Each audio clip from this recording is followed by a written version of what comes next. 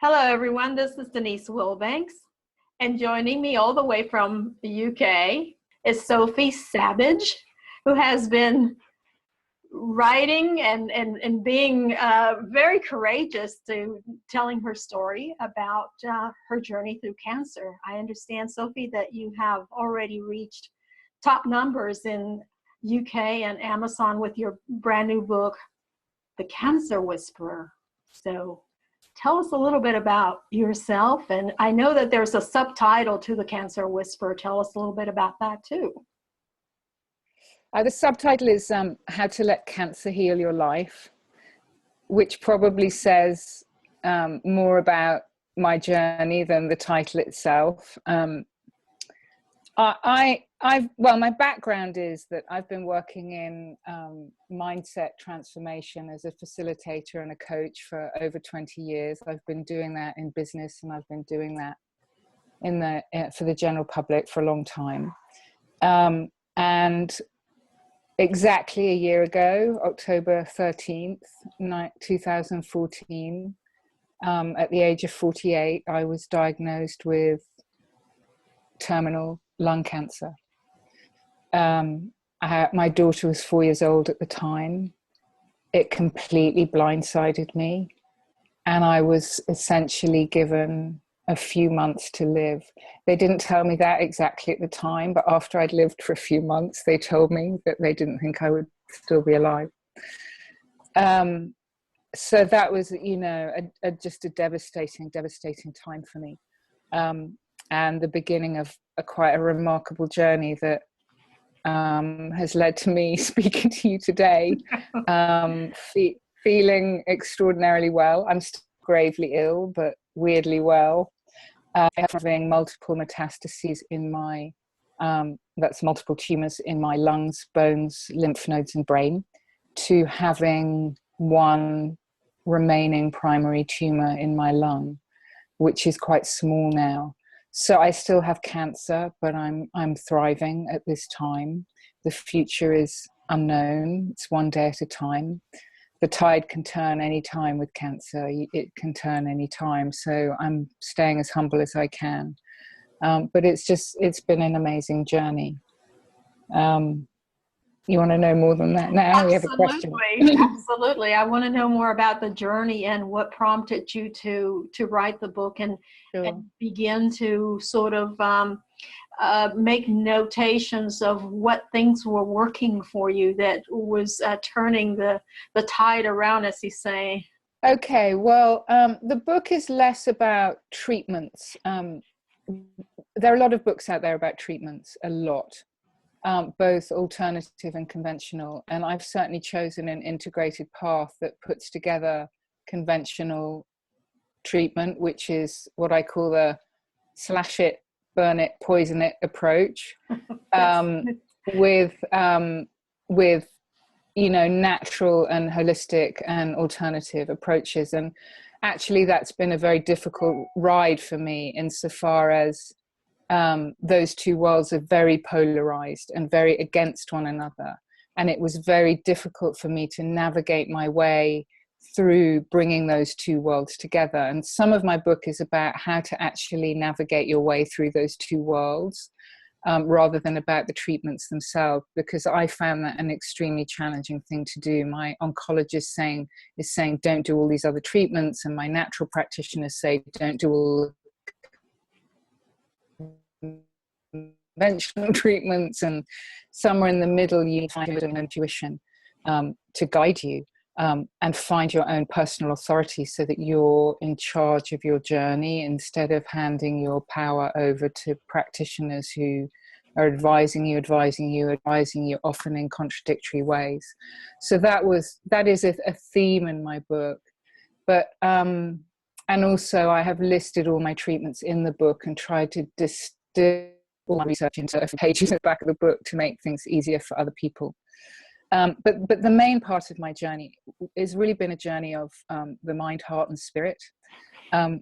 What happened for me is I was feeling fine, to be honest, and then I was told I was going to die. And when I was told I was going to die, I started dying. And I started dying fast. I mean, it was like I was like a teenager on a skateboard going downhill. The life force was leaving my body daily. The pain increased daily. And part of that was that my disease was taking hold. But I also knew that I now had a belief in my head that I was going to die. And that belief took very deep hold of me. And I know a lot about how to change beliefs. And I knew that I needed to change that narrative to say the hardest mental turnaround I have ever made. It took me weeks and weeks of applying everything I know to not just challenging that belief in my head, but to refusing to take on the narrative about cancer. And the narrative about cancer in our culture is terrifying. You know, there are so many meanings that just, it's loaded with negative meaning, you know, death, suffering, agony, hair loss, control loss. I mean, all that comes in on you when you get the diagnosis. And I wouldn't be surprised that many people, when they're diagnosed, just die of shock and die of fear. I can't prove that, but I would say I nearly died of shock and nearly died of fear. Tell us something about the narrative and how changing your own personal narrative became not only influential in turning the course of your mindset in that sense of dying, but what also inspired you, or you began to put that in paper as well for your book. Sure. Okay. Okay. So a huge part of me still being here, I believe, is that I needed to change the narrative. I needed to change the belief that I was dying, and I needed to get into a different relationship with cancer. So, for example, we talk a lot about the war on cancer. We talk a lot about, when I speak to other cancer patients, we talk about battling cancer, winning, beating it. That's the language that goes with cancer. And I found that on the one hand, I understood that, and I was in the fight. But I found that a very hard language and context to where it was incongruent for me at some level. And the reason for that was that I think I'd been at war with my own body since I was 8 years old or 10 years old. I was a fully developed double D-cup menstruating woman when I was 10. And from that point on in my life, I was at war with my body. I had numerous eating disorders when I was younger. And that I think have a lot to do with why I have cancer today. And I knew that my cancer was a massive wake-up call. And that one of the things I needed to stop once and for all was the war with my own body. I needed to find peace with my own body. I needed to be at peace in my own skin, perhaps for the first time in my life. So how did I marry that up when cancer is in my body? It was just, for me, now I'm at battle. Now I'm at war with another part of my body. I don't want to do that anymore. So I needed to find peace with it and go, actually, I don't want to be at war with my cancer. I want to listen to it. I want to listen to what it has to teach me. I want to relate to it as a teacher. I want to relate to it as an awakener. And what if my cancer is not here to kill me? What if my cancer is my body's last attempt to save my life? That's an incredible approach. When I started to frame it that way, things started to shift. Now, that is not to say that was the only thing. By now I was in treatment. I was on a tumor inhibiting drug that made a massive difference to me physically. But that reframing of my relationship with cancer, that's why I called it the cancer whisperer. Horse whisperers redefined their relationship with horses. So instead of breaking the horse, they created a new relationship with the horse such that they joined with the horse, and that's what I started to do with my disease, and that was an amazing mental and spiritual turnaround for me. So Are you still getting an echo? No, we're doing great. We're much better, and thank you. Good. So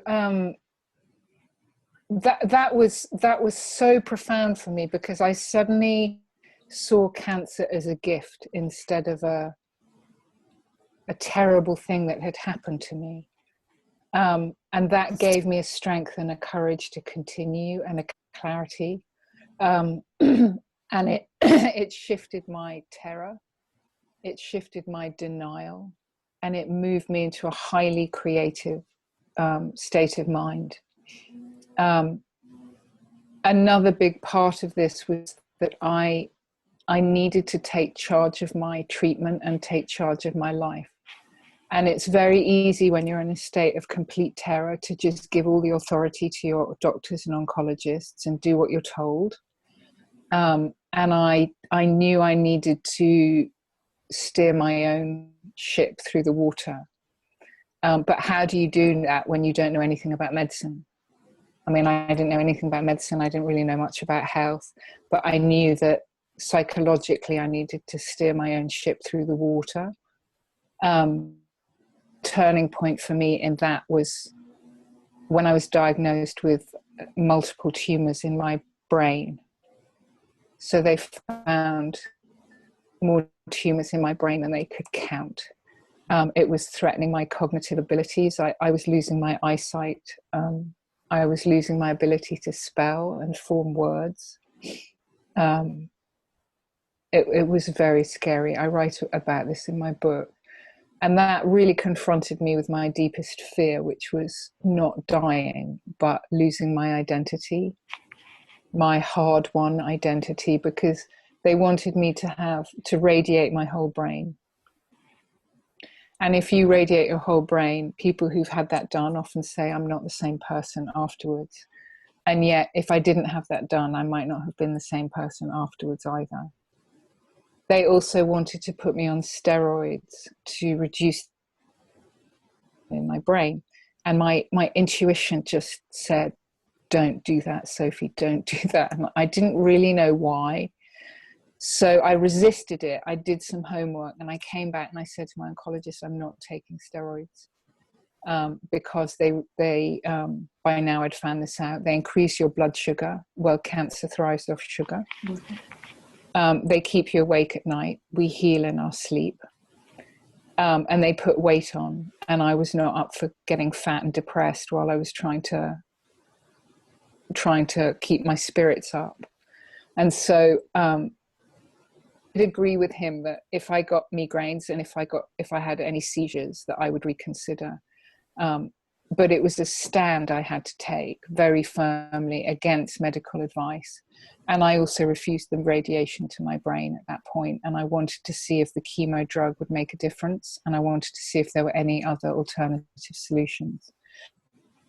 So, I mean, as it turned out, those were really wise decisions. 4 or 5 months later, my brain was cancer-free with no radiation and no steroids. And, you know, there by the grace of God and modern medicine go I.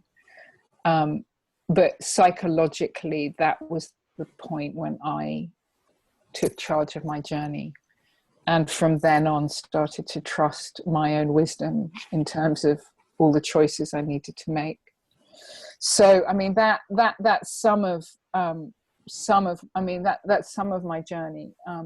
I wanted to write a book because I wanted to help people get through the terror, change their own narrative, deeply come to terms with their disease, including, do I need to face my own death now, which was something I needed to do. So I'm not about false positivity. I'm not interested in putting icing on dog shit and calling it a cake. I'm a realist, and I'm acutely aware of the danger that I am in, and I don't know if I'm going to make it or not. but regardless of whether I make it or not, I can have either a creative or a terrifying experience. And regardless of whether I make it or not, I can heal things in my life, whether I live or die. And that's what I believe is possible for other people. And that's why I wrote a book, to really... And you began by saying that you have a life experience in transformation of beliefs. So how was your experience influencing these new choices that you were taking during the time where you found out that, hey, this is obviously something I need to take charge of?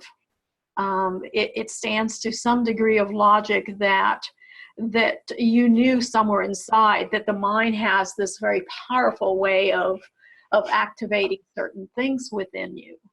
So tell us a little bit about how your past experience as a belief transformer or trainer,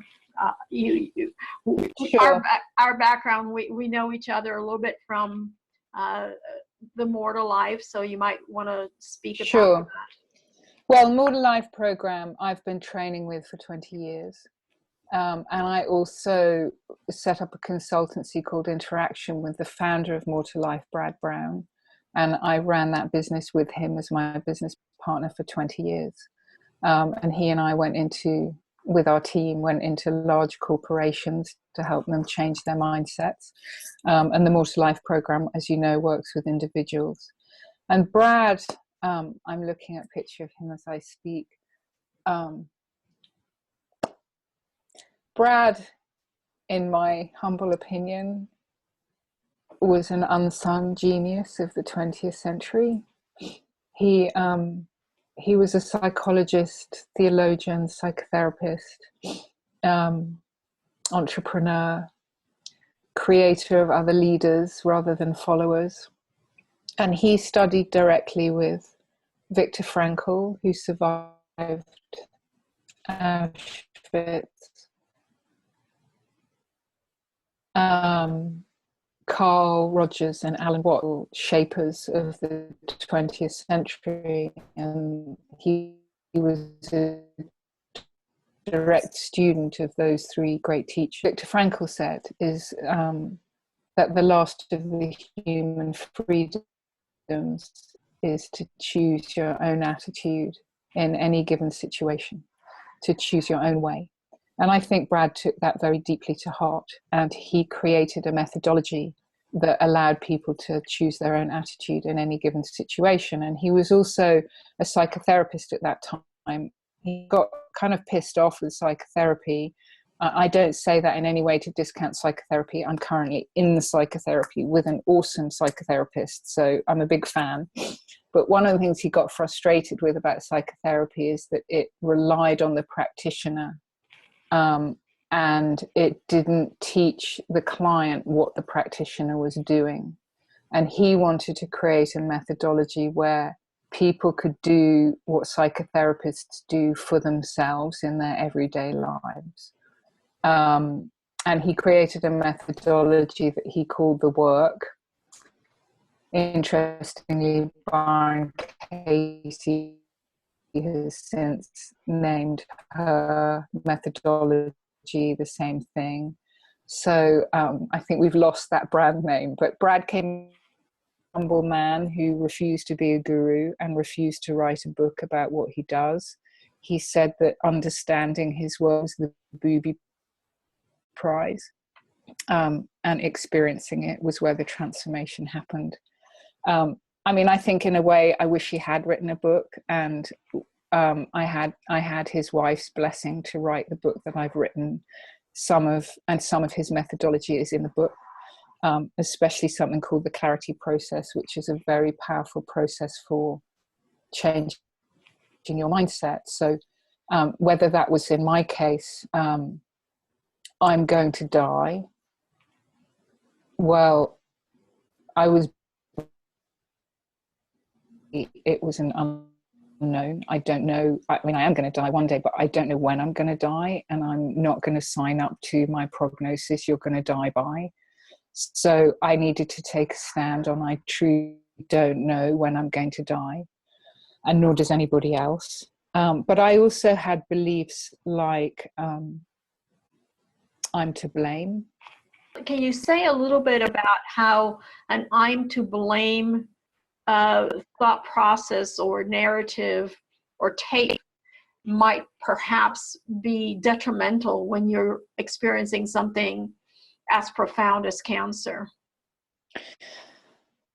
Well, there's a really fine line, because I on the one hand, I needed to take responsibility for my part in having cancer, which was things like eating disorders when I was younger. I smoked in my 20s. I needed to own up to that, but I needed to. I also had a faulty gene, and my oncologist said quite bad luck. But I don't believe in bad luck, really. So it's not about. I needed to own that without making myself wrong and adding guilt, shame, and deep regret to my physical suffering. So I was, riddled with regret. And my mind just was relentless with me about all the things I should have done and shouldn't have done. Not just about my health, but about, you never wrote a book and you always wanted to be a writer, and you should have done this and you should have done that, and it's all over and you've lost your chance and you're never going to do it, and you've wasted your life and you've wasted your gifts and you've wasted your talents. And I remember thinking, I've let my family down terribly. I've betrayed them by having this disease. All that kind of thinking went on. And what that created in me was depression, guilt, more fear, and a very disempowered self. So if I'm living with all that going on in my head, how can I possibly take a stand to do something proactive, creative, and take responsibility, as in responsibility? That doesn't come when you're making yourself wrong and judging and damning yourself. I needed to own my mistakes, but I also needed to forgive them. And when I did that, then I was able to actually be more at peace with myself and be more at peace with my condition. So forgiveness became sort of the dose, the dose of kindness and medicine that the body really needed. And I designed a new course for More to Life at that time called Radical Self-Acceptance. It literally came out of my own process. And in a way, one of cancer's gifts to me has been radical self-acceptance. I am off my case. And it took a killer disease to get off my case. When am I going to get off my case? Well, sometimes it takes something this loud and a gun to your head to get off your own case. And I fear I still have cancer in my body, but I am at peace in my body, and I have never been able to say that before. Not to mention that now you really have made an enormous contribution, not only in your course that you created, but now in your book, which certainly will influence many lives. How does that feel to be able to turn around and say, wow, not only did I heal myself, but I potentially have some say or some influence to help someone else? Well, I don't want to say I've healed myself, because I haven't yet. I'm still ill, and I may not be here a year from now, 2 years from now, and I don't want to assume anything. I think what is true is that I've come a long way in my healing, and I've healed my spirit. That to me is the healing. That even if I die a year from now or 2 years from now, inshallah I don't, I have a 5-year-old and I want to raise my kid. But if I die, I've healed my spirit in a way that I don't think I would have without this disease. And to be able to write this book and offer that teaching to others, I've created a course called Cancer Whispering. And I'm going to be offering that online from November to people with cancer, because I want them to have a way to have these skills without having to go into a workshop. Because when you've got cancer, it's really hard to show up and do a workshop in a hotel somewhere. You want to be doing something in your bed, on your chemo chair, at home. You want to download something and learn, you know, in the comfort of your own home, sometimes, you know, and at your own pace. So I'm creating a course for people who have cancer that allows them to learn something like the clarity process when they're sitting in a chemo chair, or when they're sitting in a detox clinic having mega doses of vitamin C. Yeah. And it's amazing to me, because I just pinch myself, and it's like, I don't really know. I do know how that happened, but it's a privilege. I haven't shut it down, but I've put my consultancy on the shelf, because I don't feel well enough to do the work I was doing before. This is a new way for me to be of service. But it was like I was dying, and then I took a stand to, even if I couldn't heal my life, to go out as creatively and as awake as I could. So I'm going to die awake. Whatever happens, I'm going to die awake. I'm not going to die asleep. I'm going to die awake. I think that was, you know, my best shot at it. I'd like to live awake, but if I'm going to die, let me die awake. It was like life itself just rolled out the red carpet for me, you know, and things happened that I could not have done for myself. The right people showed up, the right treatments showed up. You know, it's God's grace I'm here today. I really like that statement. It's like the red carpet rolled out for me. And what I'm noticing, Sophie, is your degree of vulnerability, your desire to just be real. I mean, even as we speak, I can sense the pain and the gratitude all at once rolled into, you know, a little teary eye. And that is so profound in that you're displaying and you're teaching the rest of us how it is, the intensity of being real and being honest with yourself. So I'm very grateful to you for exchanging that with us. Well, you know, I just think vulnerability is the cornerstone of healing. Yeah. And a lot of, you know, what happens is we go through life kind of omnipotent and not really believing that we're mortal until it's right in our faces. And I chose very early on to write a blog about my journey, because I wanted to wear my heart on my sleeve, and I wanted to give other people permission to be vulnerable. I think in a way our vulnerability is one of the gifts of cancer. If you don't get your vulnerability from having cancer, you're not going to get your vulnerability. And I used to sit in, you know, the waiting rooms in oncology centers, still do. And there's this kind of fog of fear and terror and stoic silence, especially us Brits. We love to be stoic and to not do feelings. And I don't know how you can get through a disease like that without feeling and releasing your feelings. It's part of the healing. And I think to not do that creates more dis-ease in your being.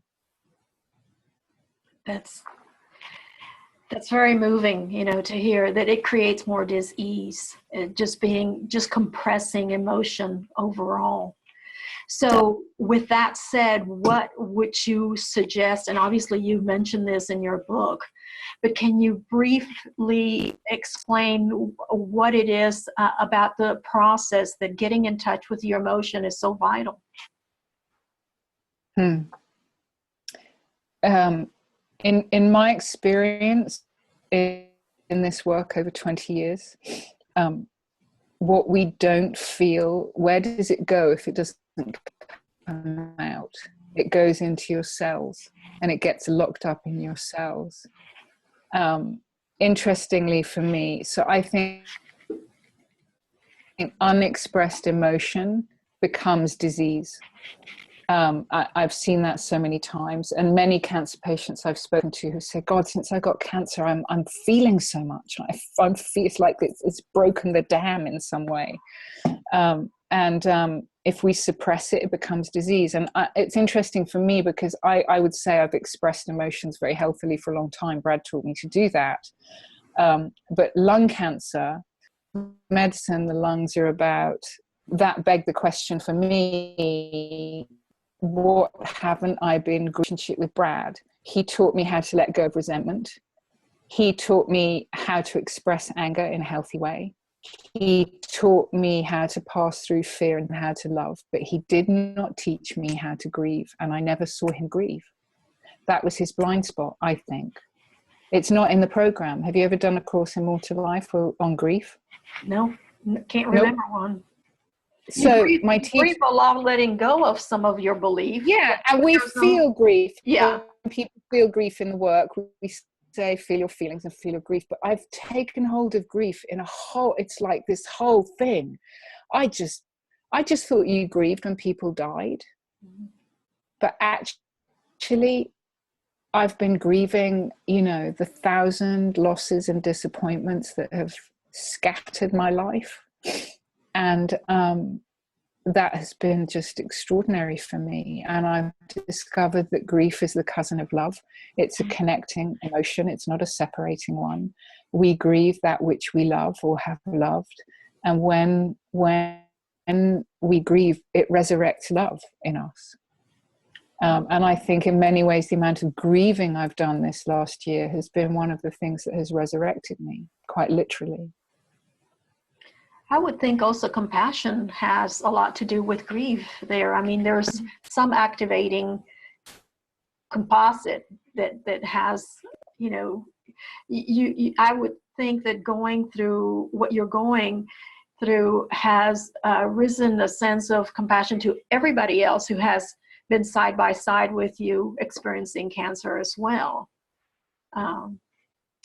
So tell us a little bit about what's been the most helpful process aside from clearing your mind and taking ownership of your program. You've done a lot of natural therapy. Yeah. Can you speak a little bit about those aspects? Yeah. Well, firstly, I want to name the unnatural therapy that I'm on because I need to take my hat off to it, and I need to, you know, I just show it due respect, which is I'm on a tumor inhibiting drug that I've had an extremely good response to, and I give it the majority of kudos in my wellness. The problem with these tumor inhibiting drugs is they have a limited shelf life. So at some point the cancer mutates and the drug stops working. So I saw it as my job to make it as hard as possible for my cancer to fight back, which is why I did the alternative treatments. There are a number of those. The first I would mention is a radical change to my diet. I became vegan, organic. I do eat wild fish and organic chicken sometimes, but I'm 80% vegan. I quit sugar, wheat, gluten, alcohol, coffee, dairy. I quit it all on day one. And in fact, when I was diagnosed, I was coughing blood in the mornings. I was walking up the stairs. I couldn't breathe properly. And I didn't start the drug I'm on for at least 8 weeks after I was diagnosed. But before I took the drug, I stopped coughing. And my breathlessness started to reduce, and I put that down to my change in diet alone. I also I've taken a number of supplements. Again, you need to really do your research about the kind of supplements to take. And I've also I've done things like I have mega doses of vitamin C. So I have infusions, mega doses of vitamin C. I noticed a radical difference just from the diet. Now that's very controversial. A lot of people say there's no proof of that, but my experience was the diet made a massive difference before I had any other medical intervention. You know, there's a whole list of alternative treatments I've done in my book: supplements, ozone therapy, mega doses of vitamin C. I have a Rife machine, which is quite a thing to explain. Cannabis oil, I mean, I've pulled it in, and it's hard for me to know which of all those things, where kind of efficacy begins and the placebo effect ends. There's a whole gumbo of things I'm doing. But I do a lot. And I mean, I think that there are a few things worth knowing about cancer that I think anyone who cancer is worth knowing. One, physically speaking, is that cancer, it hates heat. It hates oxygen. It loves sugar, and it loves acidity. So if you can get your body alkaline, if you can cut sugar from your diet, if you can oxygenate your body, and if you can keep yourself hot, all those things make, I think, a really significant difference. So one of the treatments I've had in Mexico, at a clinic in Mexico called hypothermia, where they heat your body up to 41 degrees, which is intense. There's no side effects except some dehydration. And they knock you out at about 38 degrees because it's too intense. But so tumors shrink in the heat. And they use this is common practice in Germany for 30, 40 years in German cancer clinics. Can't get it in England that I've come across. I have to fly to Mexico to get it. So, you know, there's been a lot of treatments I've found, few in England, truthfully. There are so many restrictions in England, and hopefully the Saatchi bill will go through and address that in the UK. There's an amazing, Lord Saatchi is trying to put a bill through Parliament at the moment that allows doctors to be more innovative with terminally ill patients. But there's more in my book, but you can see the list at the back. There are a lot of alternative treatments you can do. I think what I've tried to do is distill those into one place for people, because it took me months to research all of them, and ones really are valid and which ones are just quackery. So, you know, part of what I'm hearing is you've discovered some amazing things, and I'm wondering to what extent would it be of value to be able to share this with the medical community as well? Because yes, it is important to catch the patient, but if the patient has no guidance from or collaboration or partnership with their physician, you know, to what extent is that completely effective? So have you given it a thought? Well, yes. Firstly, you remind me to put a disclaimer on everything I say. There's a disclaimer in my book. You need to consult your medical physician about everything. Well, not everything. I don't consult my oncologist about everything, because he legally has to caution me against almost everything I do. And it just gets really wearing, to be honest. So he doesn't know the half of what I do, but that's my responsibility. However, I have found in Dr. Dana Flavin, this wonderful woman, she integrates conventional and unconventional medicine. So does Dr. Contreras at the Oasis of Hope in Mexico. I have found a couple of physicians who I can consult. Can I put this together with this? Can I put this together with this? And that has been really, really helpful for me, because sometimes I'm taking risks, and I need to take responsibility for those risks. But when you're facing death, you take risks, believe me, because what's to lose, actually. in terms of educating the medical community, you know, I wish if I live long enough and find the courage to do that someday. It's a really tall order, Denise. My experience has been I have met cynicism, mistrust, being discounted at almost every turn when I talk to most conventional doctors about this. I mean, my own have been very gracious. My oncologist is very gracious and understanding. Sometimes I think he really wants to say, go for it, but he's not allowed to. You know, I can kind of sense sometimes he's like, it's okay, but he's not allowed to say that. And my GP has been, you know, just an absolute saint in some ways. But there's a lot of the big pharma control this industry. It's highly controlled. It's a multi-trillion-dollar industry. The FDA have, in my opinion, a lot to answer for because they discount and make illegal things that are just clearly helpful. People have to leave the country to get some of these treatments because unless they're FDA approved or NICE approved in my country, they just get discounted. It's a scandal, in my opinion. It's an absolute scandal. And, you know, that's not to say I knock the pharmaceutical drugs. I think they're very effective too, but I wish they would just get their heads together and start collaborating about these things. But for me, as ill as I am, it's just too tall an order to start educating the cynics. And also there are problems like in scientific research, they trial one drug at a time because the data is reliable. But actually, cancer needs combination therapy. Cancer is genius. It's a genius disease that will mutate whatever you throw at it, which is why we haven't cured it for 50 years. So you need to throw a combination of drugs at it so that you can keep tricking it. But they don't test combination drugs because of the variables. There's too many variables to get a valid case study. So they just test a drug at a time. And all these things limit and constrain the creative possibilities. And drives me bonkers talking about it, bonkers. Anyway, I rant about that, but I'll spare you the rant.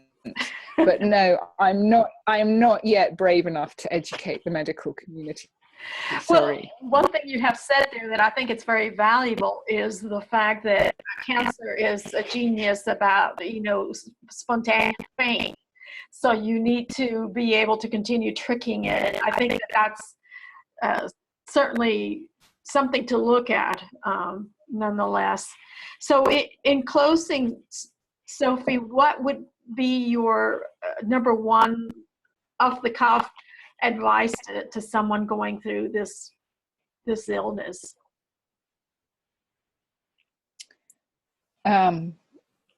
Take some very, very deep breaths and change the narrative in your head about this disease. Change the narrative. Because from there, you have some power. And unless you change the narrative, i.e. the narrative we inherit, and all the false meanings that we have about cancer and all the terrifying stories that come with it, then you're going to be operating from a state of fear and terror. And to me, that is the most fundamental thing to shift, because once you shift the fear and the terror, then you can be proactive, creative, and find extraordinary possibilities, even miracles. But when you're terrified, you can't see that stuff. Change the narrative. Become a cancer whisperer. Let your cancer teach you how to heal your life. That is beautiful. I think you have whispered some inspiration upon us, and for that I'm deeply grateful that you have taken the time to join us, to join me in this session. And I'm grateful for the opportunity. We'll see what we can come up with, something new and creative, and perhaps see if the Huffington Post is open-minded enough to allow us to do a little write-up about it. On that note, That would be cool. yeah. Thank you, On Denise. that note, thank you so much, and we'll stay in touch. My pleasure.